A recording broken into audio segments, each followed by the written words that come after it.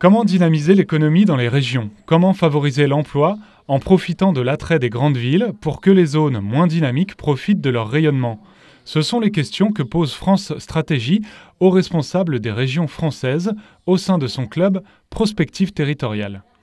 Une chose est sûre, le rôle des métropoles, qui s'est affirmé au cours des 10 dernières années, va s'accroître encore un peu plus. En France, le dynamisme économique est tiré par des métropoles, il faut tirer avantage là-dessus.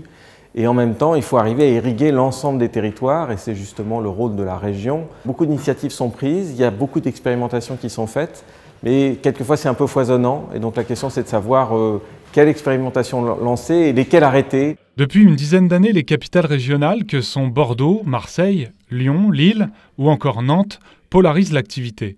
La mutation tertiaire et digitale de l'économie a renforcé ce phénomène. Face au poids grandissant des métropoles, c'est le rôle des régions, remodelées il y a peu, de rééquilibrer le développement économique. C'est au cœur des compétences de la région, on parle d'entreprise, on parle de territoire, on parle des égalités entre les territoires et on parle aussi de la formation, des lycéens, de l'orientation et tout ça c'est des compétences de la région. Pour développer vraiment spécifiquement la région de la Nouvelle-Aquitaine, on a pris le parti de s'appuyer sur les entreprises de taille intermédiaire qui vraiment sont, elles, fixées sur un territoire qui se développe et c'est celles qui créent le plus d'emplois. On a des disparités d'emplois, des disparités de configuration des territoires qui nous amènent à être extrêmement innovants et inventifs. Le défi à présent, c'est donc de ne pas laisser les périphéries des grandes villes décliner au seul profit des grandes aires urbaines.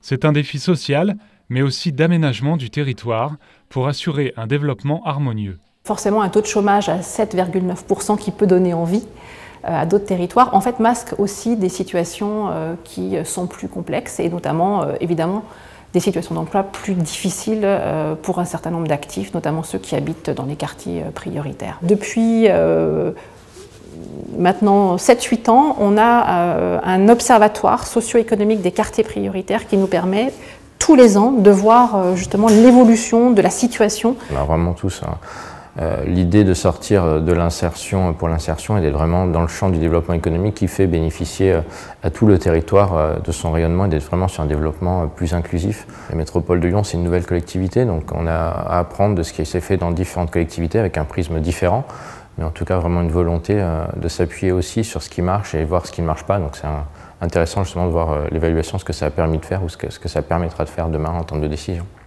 L'évaluation des initiatives publiques, c'est justement le prochain rendez-vous pour le club Prospective Territoriale.